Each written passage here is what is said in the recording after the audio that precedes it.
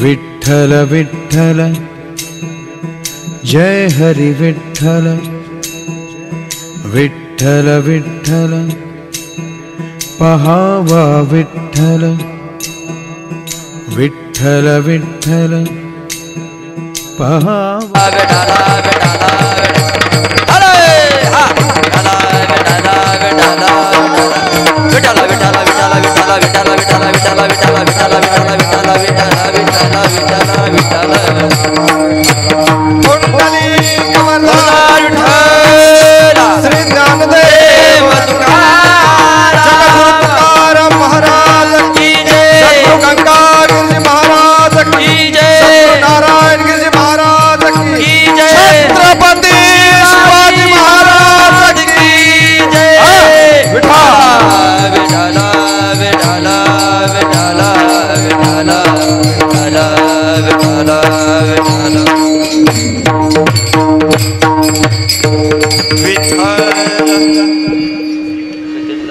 नको नको मना गुंतू माया जाळी काळ आला जवळी ग्रासावया काळाचे उडे पडेल बाजे भा सोडविना ते भा माय बाप सोडविना बंधू पाठची बहीण शेजेची कामिनी दूर राही सोडविना राजा देशीचा चौधरी आणि कसोय रे भले भले तुका म्हणे तुझ सोडविना कोणी एका चक्रपाणी वाचूया काळाचे उडे पडेल बाजे भा सोडविना ते भा माय बाप महायोग पीठे तटे भीमरथ्यम वरम पुंडलिकाय धातुन मुनिंद्रे समागततिष्ठं तमानंदकंदम परब्रह्मलिंगम भजे पांडुरंग पांडुरंग करू प्रथम नमन पांडुरंग करू प्रथम नमन पांडुरंग करू प्रथम नमन पांडुरंग करू प्रथम नमन पांडुरंग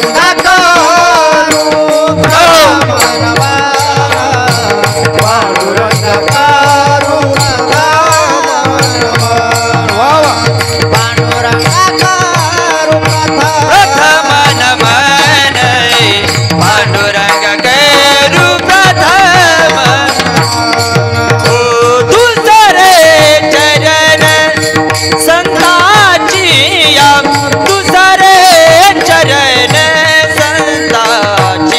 तुका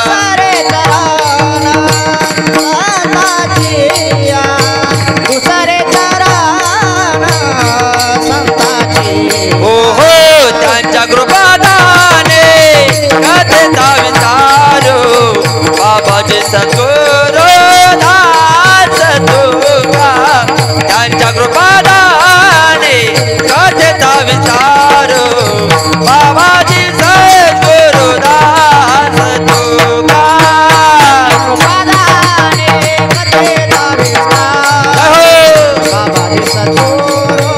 दास तुका त्यांच्या कृपादाने कथेचा विचारू बाबाजी सद्गुरु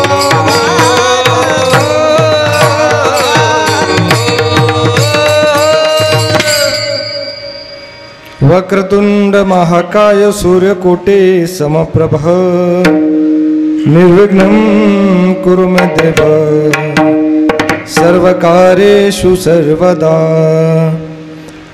तपोज्ञान वैराग्य भक्ते स्वरूपम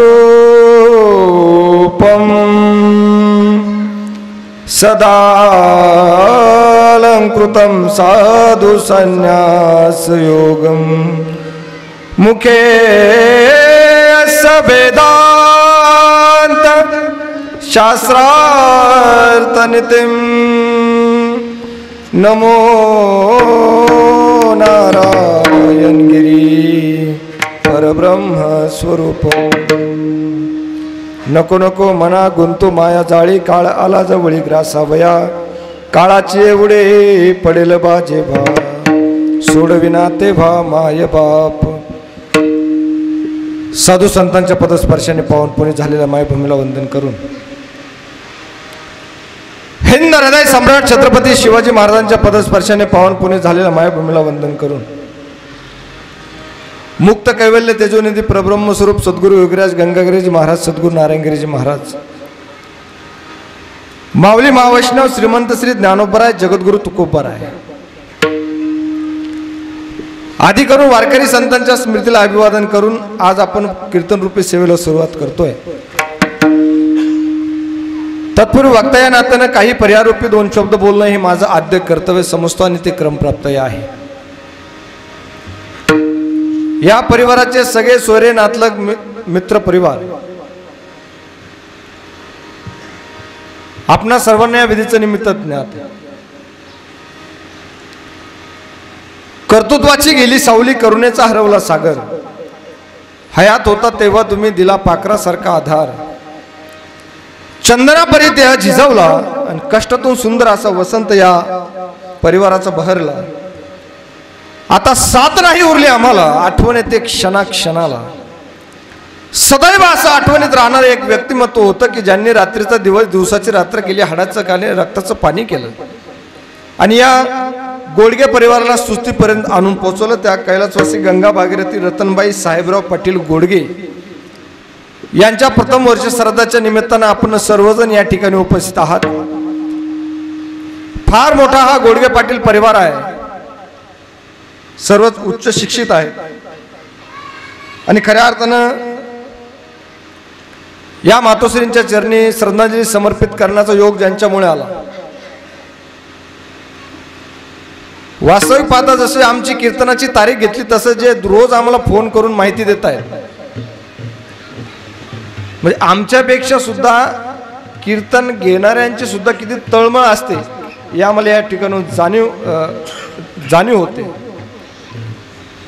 आमचे परमादरणीय उत्तमराव साहेबराव पाटील गोडगे यांनी खऱ्या अर्थाने या ठिकाणी मातोश्रींच्या चरणी समर्पित करण्याची संधी मला या ठिकाणी प्राप्त करून दिली.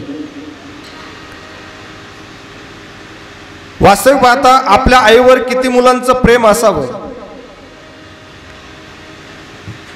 हे यांकडे पाहून लक्षात येत आहे. त्यामध्ये आता यांचा फार मोठा परिवार या ठिकाणी आहे. श्री संपतराव श्रीरंग पाटील गोडगे यांची मोठी भाऊजाई,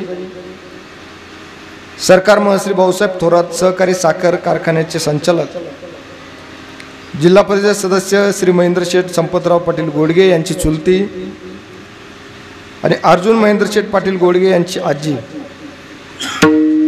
कैलासवासी साहेबराव श्रीरंग पाटील गोडगे यांची पत्नी, सर्जेराव गोडगे आहेत, विश्वनाथ गोडगे आहेत, राधाकृष्ण गोडगे आहेत, वसंतराव गोडगे आहेत. समस्त गोडगे पाटील परिवार या ठिकाणी आहे. आता बरेचशी नावं आहेत पण खऱ्या अर्थानं जे नाव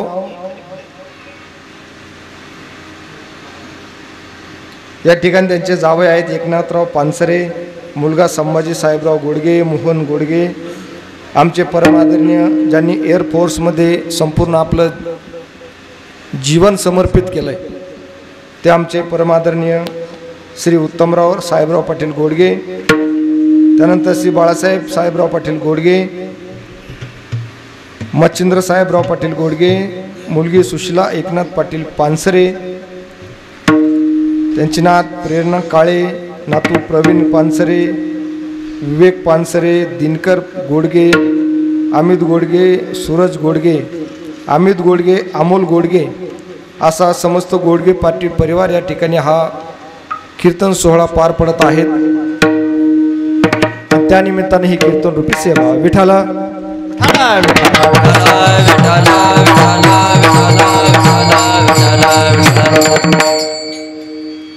जेवढी तुम्ही मला शांतता प्रदान करशाल ना तेवढं कीर्तन तुम्हाला सहजासहजी कळून जाईल. भागवत शास्त्राचे महात्मे म्हणायचे कि कथा और कीर्तन हंसने के लिए नहीं होते हैं, शुद्ध भाव से रोने के लिए होते हैं. जेवढे तुम्ही मला शांतता प्रदान करशाल तेवढं कीर्तन सहज संपून जाईल आणि बरोबर वेळेत संपेल. आता किती वाजलेले आहेत? 11:30 वाजले. बरोबर 4 वाजता तुम्हाला मोकळं करून देतो.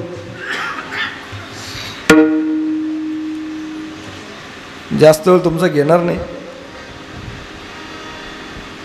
वैदिक सनातन हिंदू धर्म संस्कृती आम्हाला असं शिकवते की एकदा का आत्म्यानं देहाचा त्याग केला की त्यांच्या पुढील पितरांकरवी काही आता सांगरित्या विधी पूर्ण करायचे असतात. मग त्याच्यामध्ये सगळ्यात पहिला आणि महत्त्वाचा विधी जर कोणता असेल तो अग्निदान सोहळा आहे. तो आपल्या धर्मामध्ये झालाच पाहिजे. दुसऱ्या दिवशी केल्यानं जाणाऱ्या विधीला आम्ही साबण विधी म्हणतो, रक्षाविधी सुद्धा असं त्याला म्हटलं जात आहे. 10 दिवसानंतर आम्ही जो विधी करतो त्याला दशक्रिया विधी असं म्हणतो. 13 दिवसानंतर केल्या जाणाऱ्या विधीला आम्ही 13वा विधी म्हणतो. प्रत्येक महिन्याला केल्या जाणाऱ्या विधीला आम्ही मासिक श्राद्ध म्हणतो. आणि बरोबर 1 वर्ष पूर्ण झालं की त्या 1 वर्षाच्या दिवसाला आम्ही वर्षश्राद्ध विधी म्हणतो, पुण्यस्मरण विधी म्हणतो. वास्तविक पाहता वैदिक सनातन हिंदू धर्म संस्कृती आम्हाला असं का शिकवते की आत्म्यानं देहाचा त्याग केल्यानंतर हे सर्व विधी पूर्ण करायचे असतात. गरुड पुराण ग्रंथाचा माझा अभ्यास झालेला आहे म्हणून मी या ठिकाणी बोलतोय.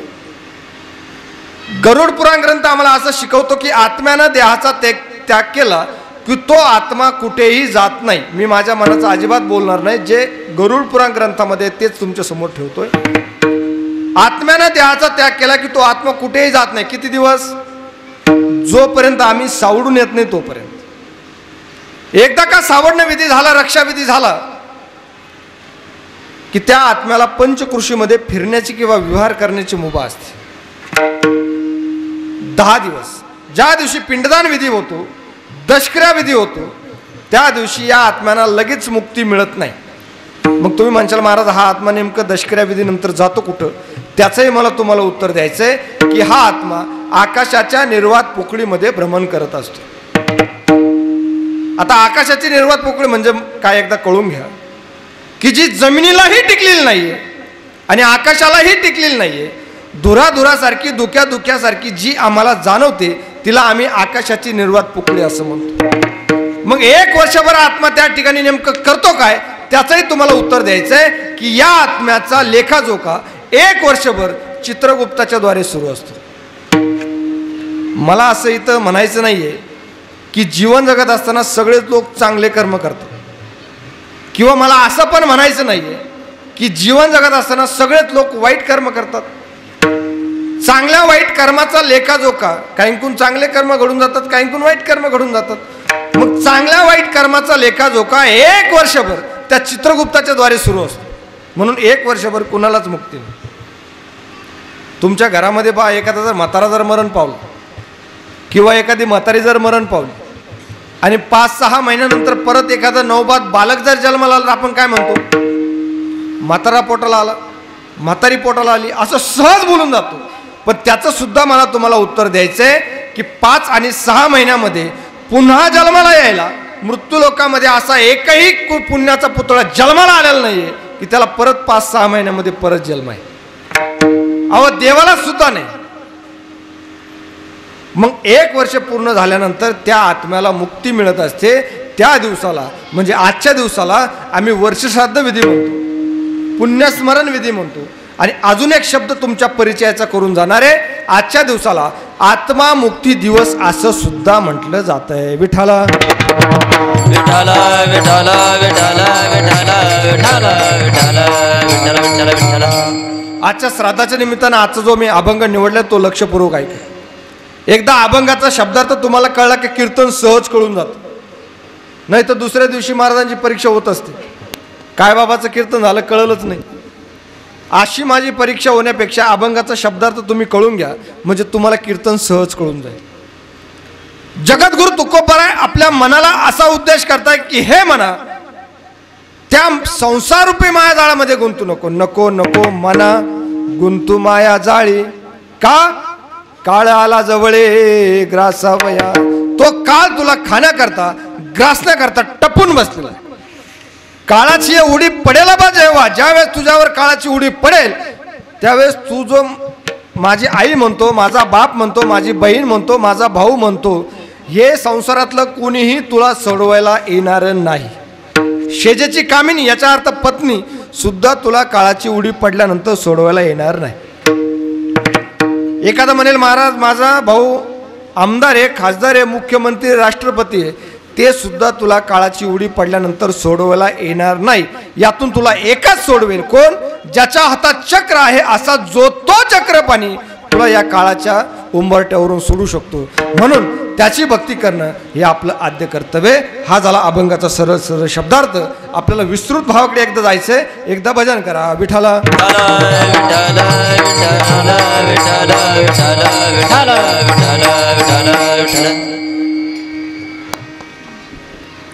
सुरुवातीला काही गोष्टी बोलून जातो, थोडं लक्षपूर्वक ऐकायचं आहे. वैदिक सनातन हिंदू धर्म संस्कृतीने आम्हाला असं शिकवलं की हे सगळे विधी आम्हाला करायचे आहेत. पण त्यामध्ये आता थोडीशी शंका निर्माण व्हायला लागलेली. शास्त्र सांगतं पिंडदान करा, बरोबर आहे करा, परंतु शास्त्राची विचारधारा बघून आपल्याला जमायचं नाही.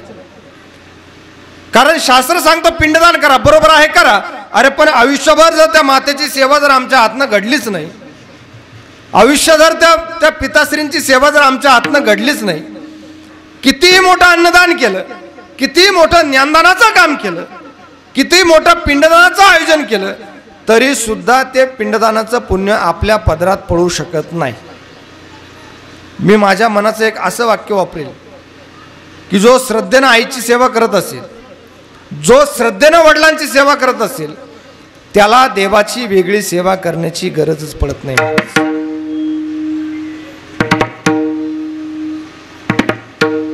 मायबापाचे आमच्यावर एवढे उपकार आहेत की त्या उपकारातून जर आम्हाला उत्तीर्ण जर व्हायचं असेल ना, तर आयुष्यभर त्यांची सेवा आपल्या हातनं घडणं गरजेचं. आयुष्यभर. एक मुलगा त्याच्या आईशी बोलत असताना सहज बोलून गेला. त्याच्या आई त्याला म्हणली, बाळा बाळा रे सोन्यात, तुला मी लहानचा मोठा केला, दुसऱ्याच्या घरी धुणं भांडे करून तुला लहानचा मोठा केला, डॉक्टर केला, इंजिनियर केला बाळा तुला मी, आणि तू मला विसरलास.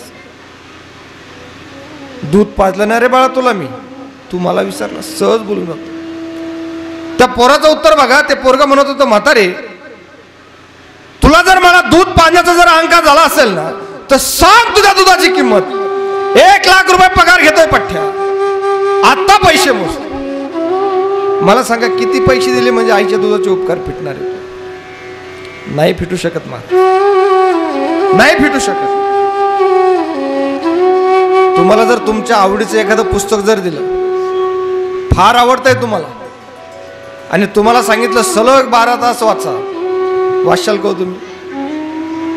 तुमचं सोडा, मी माझं बोलतो. एखादा महाराज म्हणेल तुम्ही फार गोड कीर्तन करता, 2 तास कीर्तन करायचं चालू तर 10-12 तास करील का मी? माझं महत्वाचं वाक्य ऐका. 12 तास तुम्ही सलग पुस्तक वाचू शकत नाही, 12 तास मी सलग कीर्तन करू शकत नाही, पण महत्वाचं वाक्य ऐका. 9 महिने 9 दिवस गर्भाचं दुःख वागवणाऱ्या त्या आईला विचारा तिचं काय दुःख आहे. त्या दुःखातून उत्तीर्ण होणं एवढं सोपं आहे महाराज, एवढं सोपं आहे. हर बात को तुम भूलो भले, माँ बाप को तुम मत भूलना, उपकार उनके लाखों है, इस बात को तुम मत भूलना. चाहे लाखों कमाई धन दौलत, बंगला कोटी कमाया है, माँ बाप ही ना खुश बैठे रे, बेकार ये सारी कमाई है, उपकार नहीं अपकार ही ये, इस बात को तुम मत भूलना. विसरू नको रे आई बापाला, विसरू नको रे आई बापाला, झिजविली त्याने काया, काया झिजवणी तुझ्या शिरावर, धरली सुखाची छायर वेड्या. मिळणार नाही पुन्हा आई बापाची माया, मिळणार नाही पुन्हा आई बापाची माया, मिळणार नाही तुला आई बापाची माया मिळणार नाही तुला आई बापा. बाळा तुला जीवनामध्ये सगळं काही मिळेल पण तुला त्या मातेची आणि पित्याची सेवा जर तू केली नाही तर किती मोठं पिंडदान कर, किती मोठं अन्नदान कर, ते पिंडदानाचं पुण्य कधीच तुला पदरात मिळू शकत. तुला गाडी मिळेल, बंगला मिळेल, सगळं काही मिळेल पण ते मायबाप तुला आयुष्यामध्ये परत कधी मिळू शकत. ए तुला मिळेल बंगला गाडी, शेतीवाडी मोटर गाडी, आई बाप मिळणार नाही, दान राहू दे थोडी, आई बाप मिळणार नाही, दान राहू दे थोडी, म्हातारपणी त्या आई बापाला, म्हातारपणी त्या आई बापाला लावतील भीक मागाय रे वेड्या, मिळणार नाही पुन्हा आई बापाची माया, मिळणार नाही पुन्हा आई बापाची माया, मिळणार नाही पुन्हा आई बापाची माया. बाळा तुला जीवन जगत असताना सगळं काही मिळेल दादा पण त्या आई आणि बापाची माया तुला आयुष्यभर कधी मिळणार नाही. मायबाप लहानपणी पुस्तकात शिकवले जात होते.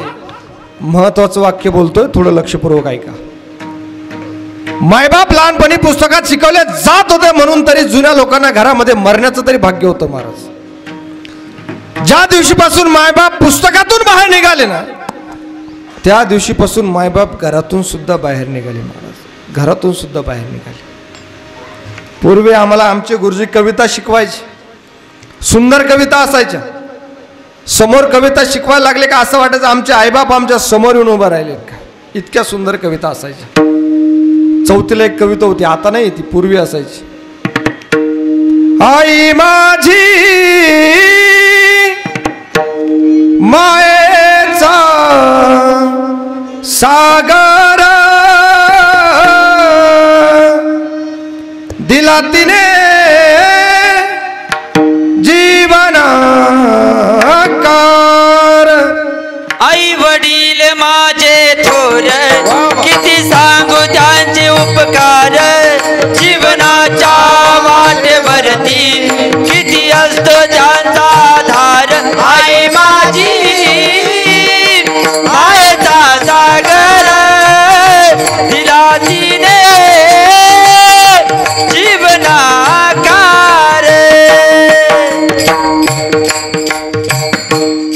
आई माझी मायेचा सागर दिला तिने जीवनाकार. आई काय महाराज लक्षपूर्वक ऐका. मुलगा जन्माला आला दादा, 1 वर्षाचा मुलगा होता, बाप मरण पावला. त्या आईला माहिती होतं आता मला या मुलाचं आई पण व्हायचं आहे आणि बाप पण व्हायचं आहे. मुलाला त्याची आई आवडत नव्हती का, कारण त्याची आई एका डोळ्याने आंधळी होती महाराज, अजिबात आवडत नव्हती. एका डोळ्याने आंधळी असणारी म्हातारी, 3 रंगाचं लुगडं नेसलेली म्हातारी, डोक्याला तेल नाही आहे, एका डोळ्याने आंधळी असणारी म्हातारी त्या पोराला आवडत नव्हती दादा, अजिबात आवडत नव्हती. ते पोरगा 7वीला असताना त्या आईच्या शाळेमध्ये काहीतरी काम निघालं म्हणून ती आई शाळेमध्ये गेली. येत असताना सहज गुरुजींना प्रश्न केला, काय माझा बाळू आहे का शाळेमध्ये?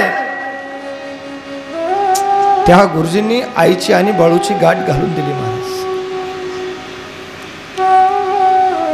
बाळू बरोबर काही मित्र आले, त्यांनी आईची अवस्था पाहिली. एका डोळ्याने अंधारी म्हातारी, 3 रंगाचं लुगडं नेसलेली म्हातारी, हाताला बांगड्या नाही आहेत, फडकं गुंडाळलेली म्हातारी. ज्यावेळेस ती अवस्था त्या बाळूच्या मित्राने बघितली, हसायला लागले. अरे तू एका आंधळा आईचा मुलगा आहेस, हसायला लागले महाराज. त्या बाळूची तळपायाची आग मस्तकाला गेली. हे आई, का आलीस तू माझ्या शाळेमध्ये? तुझ्यामुळे माझा अपमान झाला. अरे ती आई एक शब्द सुद्धा त्या पोराला काही म्हटली नाही, घरी निघून आली. 5-5:30 वाजता ते पोरग घरी आलं. आईला नाही नाही ते बोललं, पण एक शब्द सुद्धा ती आई त्या मुलाला काहीच म्हणली नाही महाराज. पोराने विचार केला, फार मोठं शिक्षण घेणार, या आईजवळ नाही थांबणार. पोराने शिक्षण घेतलं, पुण्यासारख्या ठिकाणी गेलं. 1,00,000 पगाराची नोकरी लागली, बंगला बांधला, लग्न केलं. मुलगा झाला तरी सुद्धा त्यानं त्या आईला कधी सांगितलं नाही. घरातून ते पोरग निघून गेलं, परत आलंच नाही महाराज. आईला फार आठवण येत होती. 60-65 वर्ष झालेलं ते आईचं. मुलाची आठवण येते. जायचं कसं? पण गावातली काही मुलं पुण्यासारख्या ठिकाणी होते. ते घरी आल्यानंतर त्याने सांगितलं, अहो मावशी, तुमचा मुलगा फार मोठा झालाय, 1,00,000 पगाराची नोकरी लागली. आई त्यानं बंगला बांधलाय, आई लग्न केलं, तुम्हाला 4 वर्षाचा नातू आहे. आईला इतका आनंद झाला, इतका आनंद झाला, याच्यापेक्षा आई बापाला लागतं काय? इतका आनंद झाला त्या माईला. गळ्याला मिठी मारली. त्या पोराच्या सांगितलं, मला माझ्या बाळूचा पत्ता देशील का रे? त्या मुलाचा पत्ता घेतला. त्या माईनं 70 वर्षाचं वय, लटलट लटलट कापते. आणि ती आई ज्यावेळेस निघाली ना, पुण्यासारख्या ठिकाणी 4 दिवस फिरली. अन्नाचा एकही कण पोटामध्ये नाहीये. आई फक्त वन करत फिरते. आता राहिलेलं आयुष्य मी माझ्या मुलाकडे घालील, माझ्या बाळूच्या घरी घालवेल, असा आशेनं ती आई त्या मुलाचं घर नंबर शोधत होती महाराज. परिस्थिती अशी आली, त्या आईला त्या मुलाचं घर नंबर सापडलं. आई त्या घरासमोर गेली, लटलट लटलट कापते. आणि आईनं फक्त घराची बेल दाबली. घराची बेल दाबल्यानंतर आईनं बघितलं, 4 वर्षाच्या पोरानं दरवाजा उघडला. आणि त्या 4 वर्षाच्या पोरानं आईची अवस्था पाहिली. आई घाबरून मध्ये पळून गेला. बाळूला आतमध्ये वाटलं की कोणीतरी आलेला आहे म्हणून माझा पोरगा घाबरला, म्हणून बाळू दारामध्ये आला. त्यानं आईला बघितलं, आईनं सुद्धा बाळूला बघितलं, पण त्या बाळूनं आईला ओळख सुद्धा दिली नाही महाराज. अशी मुलं आहेत. ए म्हातारे, कुठून आलीस तू? काय काम आहे तुझं? आईनं हात जोडले. लेकरा, अरे मला ओळखलं नाहीस? त्या पोराने मागचा पुढचा विचार केला नाही. खाली उतरला, ताट चालत आला. त्या आईच्या कंबाड्यात लात घातली महाराज. आई जमिनीवर कोसळून खाली पडली. एक शब्द सुद्धा त्या बाळूला काही म्हटले नाही. हात जोडले. साहेब चुकले असेल मी, मला माझ्या बाळूचा घर नंबर पाहिजे होता साहेब, मला माझा बाळू पाहिजे होता, मी नाही थांबणार आहो. ती आई परत घरी निघून आली. गाई घरी आल्यानंतर 70 वर्ष 75 वर्ष झालं आईला आता बाळूची आठवण येते. पण आता शेवटचे दिवस उरले आहेत. आईने एक पत्र लिहिलं, घरी ठेवलं, शेजारी ठेवलं. आणि शेजारी ठेवल्यानंतर ज्या वेळेला आईचं मरण जवळ आलं, आई मरण पावली, गावातल्या काही लोकांनी फोन करून सांगितलं, फोन सुद्धा उचलला नाही त्या पोरानं. आई मरून गेली. गावातल्या लोकांनी वर्गणी गोळा केली. ते मळ स्मशानभूमीमध्ये नेलं, जाळून टाकलं, जे ते त्याच्या घरी निघून गेलं. काही दिवसांनी त्या बाळूचं गावात काहीतरी काम होतं म्हणून ते पोरगं गावामध्ये आलं. त्याला आठवायला लागलं की इथून माझी आई मला शाळेत घेऊन जात होती, इथं खेळायला जात होती, ती आई आहे का नाही पाहावी म्हणून त्या सपराच्या खोलीच्या समोर गेला. त्या सपराच्या खोलीला अशी कडी लावलेली, कुलूप लावलेलं. शेजारी आवाज दिला, ओ मावशी, इथं ती म्हातारी राहत होती, आहे का ती आता? शेजारच्या पाजारच्या आले, ओळखला. अरे नालाय का, तुला आज आईची आठवण झाली? आज आईची आठवण झाली? राहिली नाही ती आई आता. काय नाही केला तिनं तुझ्यासाठी? अरे भर मका संक्रांतीच्या दिवशी बाजरीची भाकर कोऱ्या चहात चुरून खाल्ली, पण तिनं स्वतःसाठी पुरणपोळी नाही केली. आणि ती आई दादा, तिला तू धक्क्या मारून घराच्या बाहेर काढलंस. अरे राहिली नाही ती आई आता. हे पत्र तिने दिलं, पत्र वाच आणि या गावात सुद्धा थांबू नको. या गावात जर थांबला तर त्या आईचा सुद्धा शाप तुला या गावाला लागेल. पोरानं हातामध्ये पत्र घेतलं. पत्र असं लटलट लटलट कापतं पोरग. आणि पत्रामध्ये त्या आईनं स्पष्ट उल्लेख केला होता, प्रिय बाळू, तू 1 वर्षाचा असताना तुझ्या वडील मरण पावले, मला त्याचं नाही वाईट वाटलं रे. तू 7वीला असताना गुरुजीन देखत मुलां देखत माझा नाही तो अपमान केला, मला त्याचं सुद्धा वाईट वाटलं नाही रे. मला न विचारता तू पुण्यासारख्या ठिकाणी निघून गेला, लग्न केलं, मला नातू झाला, हे सुद्धा तू मला सांगितलं नाही रे, मला त्याचं सुद्धा वाईट वाटलं नाही. मी तुझ्याकडे आले, तू मला धक्के मारून लाथीने तोडून घराच्या बाहेर काढलंस. मला त्याचं सुद्धा वाईट वाटलं नाही रे. पण बाळू, मला एका गोष्टीचं फार वाईट वाटलं की तू मला आयुष्यभर आंधळी म्हणत आलास, पण आयुष्यभर मला तू हे नाही विचारलं की आई तू एका डोळ्याने का आंधळी आहेस. सांगणार होते बाळू तुला, पण काही लोकांनी मला सांगू दिलं नाही लहानपणी. आज सांगून जाते. ज्यावेळेस तू बालवडीला असताना 3 वर्षाचा असताना शाळेमध्ये चालला होता, एका मोटरसायकलवाल्याने तुला उडवलं. तो ना एका एडा बाबळीच्या काट्यामध्ये जाऊन पडला, तो एडा बाबळीचा काटा तुझ्या डोळ्यात घुसला. डॉक्टरकडे नेल्यानंतर डॉक्टरने सांगितलं अख्खा आयुष्याला एका डोळ्यावर काढावं लागणार. अरे मी विचार केला की हा अख्खा आयुष्य एका डोळ्यावर काढणार कसं, म्हणून मी माझा डोळा तुला दिला. मला सांगा काय चुकलं होतं ते आईचं, काय चुकलं होतं. जर आयुष्यभर जर आम्ही माता पित्याला सुखी ठेवत नसलो तर किती मोठं अन्नदान केलं, किती मोठं कार्यक्रमाचं नियोजन केलं तरी सुद्धा ते पिंडदानाचं पुण्य आपल्या पदरात पडू शकत नाही. काही माणसं आम्हाला कीर्तनाच्या निमित्तानं घर दाखवायला येत असतात. चला महाराज असा बंगला बांधला, असा बंगला बांधला, अख्ख्या तालुक्यात कुणाचा नाही. 2 कोटी रुपये खर्च केले बाबा मी बंगल्याला, अख्ख्या तालुक्यात कुणाचा नाही. जे आवडलं तेच फर्निचर टाकलंय, जो आवडला तोच कलर दिलाय घराला बाबा, जी आवडली तीच फर्जी टाकली. एकदाच बांधायचं म्हणलं कशाला मागे पुढे बघायचं. 2 कोटी रुपये खर्च केले, अख्ख्या तालुक्यात कोणाचा नाही. आणि बंगला पाहून असं जर बाहेर आलो आणि म्हातारे असे शेडमध्ये जर दिसले ना, त्याला म्हणायचं खरे 2 कोटी रुपयाचा बंगला बांधला. 2 कोटी रुपयाच्या बंगल्यामध्ये जर एखादी छोटीशी खोली जर म्हातारीसाठी जर काढली असती तर बंगला पडला असता खरे अंगावर तुझ्या. त्याचं फार गोड उत्तर असतं महाराज. तो म्हणतो काय सांगायचं महाराज, आमच्या म्हाताऱ्याला अजिबात अक्कल नाही हो, आमच्या म्हाताऱ्याला तर अजिबात अक्कल नाही, कुणाही घाण करते. सहज बोलून जातात लोक. मला सांगा, तुम्ही सख्खे मायबाप आहात पोरांचे, आपल्या सख्या पोराच्या घरामध्ये घाण व्हावी असं किती मायबापांना वाटतं.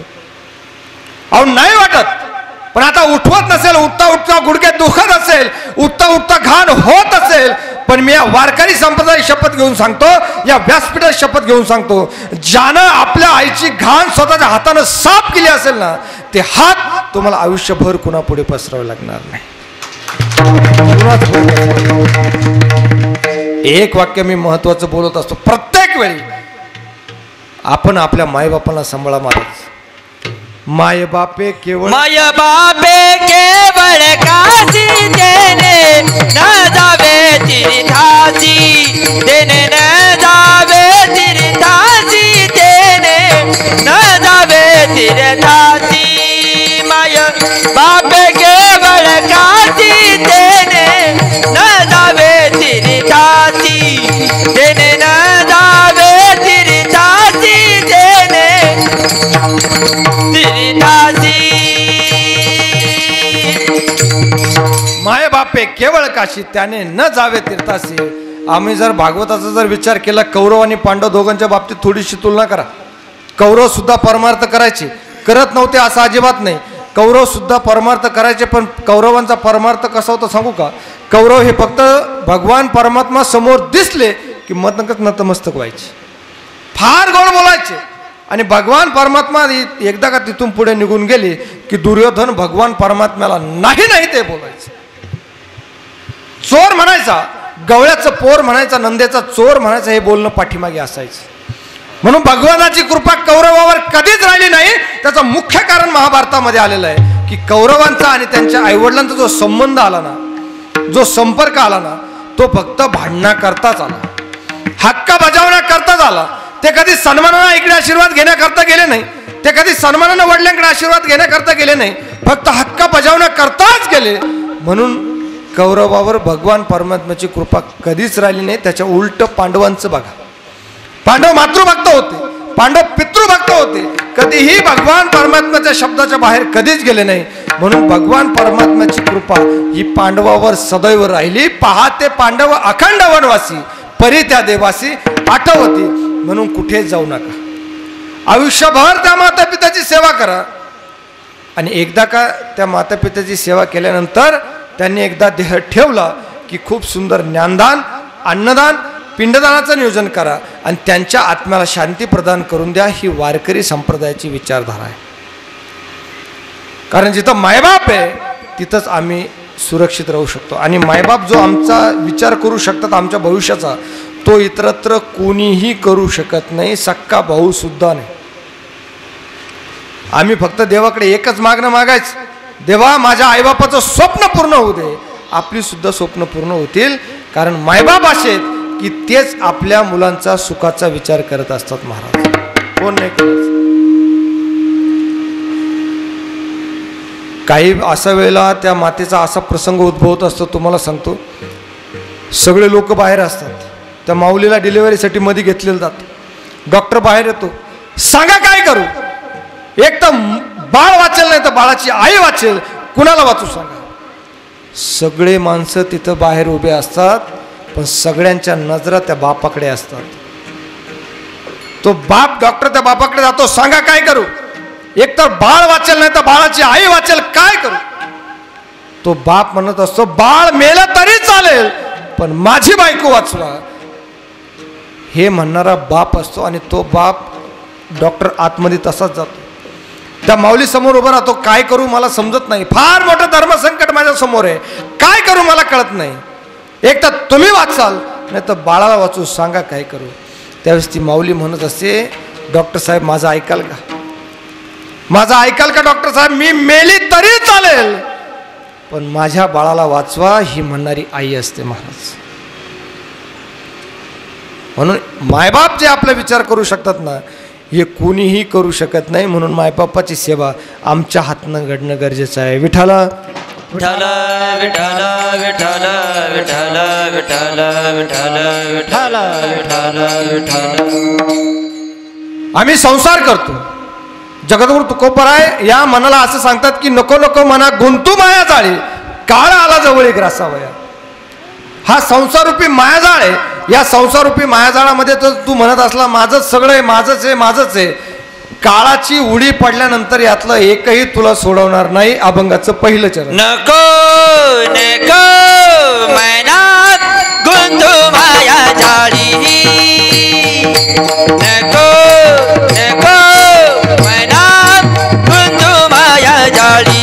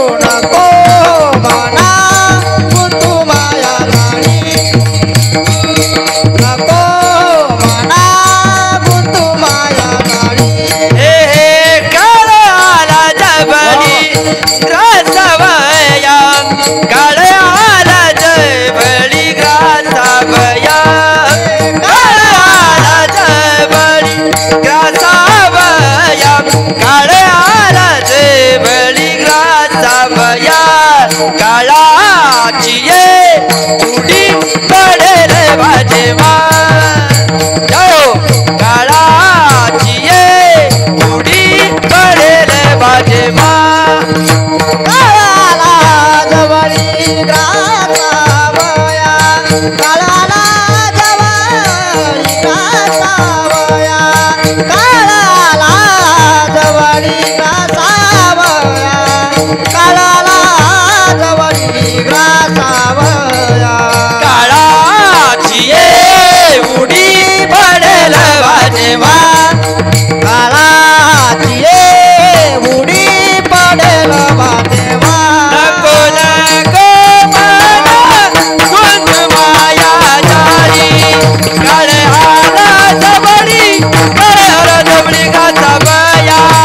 नको नको मना गुंत माया जाळी,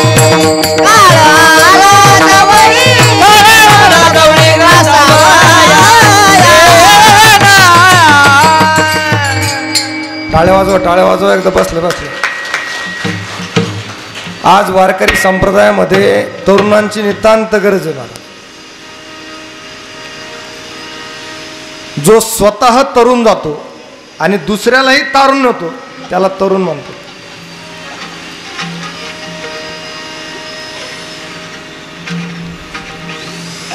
मी तर प्रत्येक वेळेस सांगत असतो की बालपणामध्ये संस्कारानं बालपण आपलं शोधलं गेलं पाहिजे. भजन प्रवचन कीर्तनानं तरुणपण शोधलं गेलं पाहिजे आणि म्हातारपणी भजनानं शोभलं पाहिजे. म्हातारपण हा हत्ती माझा आहे, हा घोडा माझा आहे. जगेल तर महाराष्ट्राच्या माती करता आणि मरेल तर महाराष्ट्राच्या माती करता. वयाच्या 16 वर्षी छत्रपती शिवाजी महाराजांनं स्वराज्याची स्थापना केली. महाराज ते सुद्धा तरुणपणातलंच. अक्षरशः अशी परिस्थिती 12व्या शतकामध्ये निर्माण झालेली होती. जसं दूध ओतू जावं तसं प्रत्येक महाराष्ट्रामध्ये या सह्याद्रीमध्ये सुख ओतू जात होतं. आनंद उत्सव साजरा केला जात होता. पण अल्लाउद्दीन खिलजीची नजर ज्यावेळेस महाराष्ट्रावर पडली, 8000 समाजकंटकांनी हा महाराष्ट्र बेचिराग करून टाकला. महाराज घरातून बाहेर पडलेली मुलगी, घरातून बाहेर पडलेली माता परत येईल का नाही शाश्वती नव्हती. प्रत्येकाला असं वाटत होतं की या महाराष्ट्राला सावरण्याकरता, या महाराष्ट्राला आवरण्याकरता कोणीतरी प्रतिभावंतांनी जन्माला यावं. पण त्या काळी एकही वाली या मृत्यूलोकामध्ये जन्माला आला नाही. 12व्या शतकामध्ये माऊलींचा जन्म झाला आणि मग माऊलींनी व्याख्या केलेली आहे. माझ्या मराठाची बोल कौतुके परी अमृताची पैजा जिंके तैसे अक्षर रसिके मिळवीन. हा होता महाराष्ट्र माझ्या 12व्या शतकातला. 15व्या शतकापर्यंत या महाराष्ट्राला वाली कुणी मिळाला नाही. लागलं ते 16व्या शतक. जसं 2 गारगोटी घासल्यानंतर अग्नी प्रज्वलित होतो तसं या महाराष्ट्रामध्ये 2 मातापर घराणी एकत्र आली. एक जाधवांचं घराणं आणि दुसरं भोसल्यांचं घराणं. शहाजी राजे आणि जिजाऊ मासाहेबांचं ज्यावेळेस लग्न झालं, जिजाऊ मासाहेबांना दिवस गेले. त्या काळामध्ये सुद्धा प्रत्येक माऊलीला असं काहीतरी खाऊ वाटतं, काहीतरी प्यावं वाटतं. एक दासी जिजाऊ मासाहेबांकडे पळत आली, मासाहेब मासाहेब या दिवसामध्ये प्रत्येक स्त्रीला काहीतरी खाऊ वाटतं, काहीतरी प्यावं वाटतं. तुम्हाला काय खाऊ वाटतं, तुम्हाला काय प्यावं वाटतं? त्यावेळेस मासाहेब जिजाऊने दिलेलं उत्तर लक्षपूर्वक ऐका. मला काही खाण्यापिण्याचे डोहाळे नाही लागले. मला असं वाटतं की हातामध्ये समशार घ्यावी, घोड्यावर टाच मारावी. जे अन्य अत्याचार करतात त्यांच्या विरोधात बंड करावं. हे राजमाता जिजाऊ मासाहेबांचे डोळे. मुद्रा मानाचा मानाचा मानाचा जिजाईला. मुद्रा मानाचा मानाचा मानाचा जिजाईला. मानाचा मानाचा मानाचा जिजाईला. मुद्रा मानाचा मानाचा मानाचा जिजाईला. हे धन्य धन्य थोर आई शिवरायाची जिजाई. धन्य धन्य थोर आई शिवरायाची जिजाई. आज पूजी तो महाराष्ट्र सारा. मुद्रा मानाचा मानाचा मानाचा जिजाईला. मुद्रा मानाचा मानाचा मानाचा